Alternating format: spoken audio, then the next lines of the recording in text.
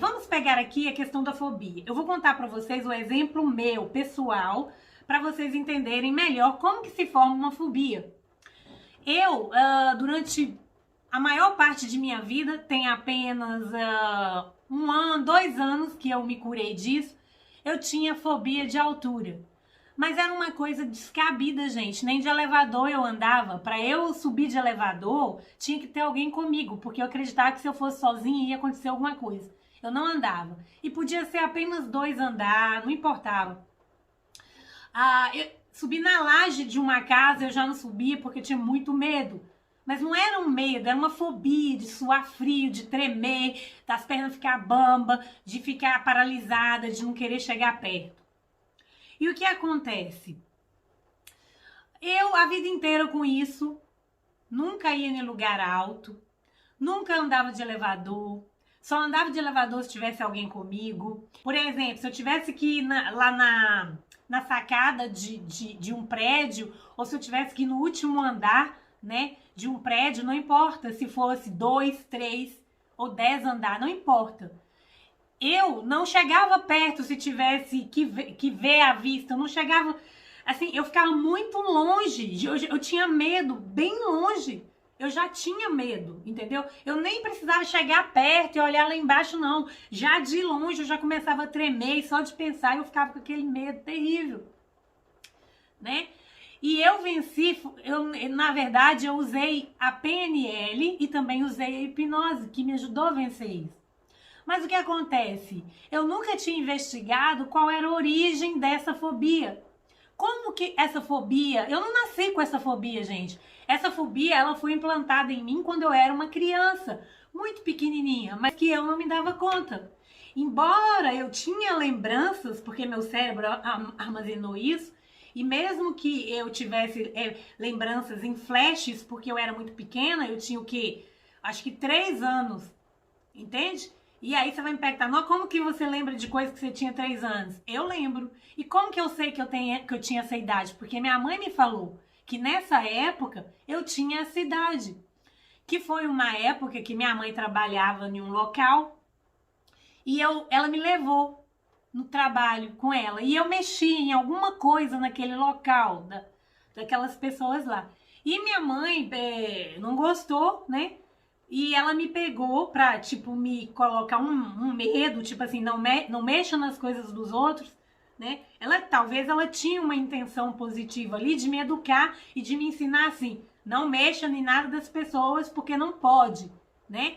E a intenção positiva dela talvez era essa. O que ela fez? Ela me pegou, que era bem alto o local que ela trabalhava, não me lembro quantos andares tinha. Como eu disse pra vocês, eu tenho apenas flashes de lembranças. Ela me pegou e ela foi, mas eu lembro dela comigo no alto desse prédio e me mostrando lá embaixo os me mostrando lá embaixo e falando pra mim. Ela me pegou, me colocou. Mãe, se você estiver vendo esse vídeo, você me desculpa, mas eu preciso contar isso aqui pro pessoal entender. Mas já tá perdoada, entendeu? Mas é o seguinte, aí ela me colocou assim lá na sacada e falou assim, você tá vendo aqui, ó, lá embaixo, olha lá, se você mexer nas coisas dos outros de novo, vou te jogar você lá embaixo. Gente, eu não lembro de mais nada, mas disso eu lembro, inclusive das palavras dela. Por quê? Com certeza aquilo gerou em mim um medo muito grande, aquilo gerou em mim um impacto emocional muito grande, eu era uma criança. Na minha mente, eu pensava que eu tinha 5 anos, porque eu me lembrava. Não me lembrava perfeitamente, mas me lembrava das palavras, me lembrava lá de baixo e dela me balançando, né? E outro dia eu fui perguntar a ela, eu não perguntei sobre isso, mas eu perguntei, mãe, quando você trabalhava naquele local tal que você me levava, quantos anos eu tinha? Ela me falou, entendeu? E eu fiquei muito passada. Realmente eu fiquei passada. Eu não acreditei que eu tinha essa idade porque eu lembrava. Ou seja, foi implantado esse programa na minha mente ali. Ali foi instalado a fobia com sucesso. Como diz meu professor, trauma trauma instalado com sucesso, né? Porque, por exemplo, no meu caso era uma fobia, mas uma fobia pode vir também de um trauma, creio eu. Quando você tem uma experiência traumática, dessa sua experiência traumática, você pode criar ali uma fobia a partir daquele trauma. Eu tive um trauma aquele dia, entendeu, gente? Então é isso. E a hipnose, ela ajuda a gente a... Não só a hipnose, mas também a programação neurolinguística, a vencer isso. Porque da mesma maneira que foi instalado um programa, a PNL e a hipnose pode ajudar a desinstalar, né? Mas basta que a pessoa colabore, que a gente está trabalhando se permita. O que acontece? O que acontece é que o nosso cérebro, ele é plástico. O que significa isso? Significa que as nossas memórias, elas podem ser alteradas. E uma vez que as nossas memórias podem ser alteradas, o nosso cérebro pode começar a ver as experiências e aquelas memórias de outra maneira. E uma vez que o cérebro começa a ver de outra maneira, ele muda os sentimentos. E uma vez que ele muda os sentimentos e as sensações a respeito daquela experiência, ele muda os comportamentos.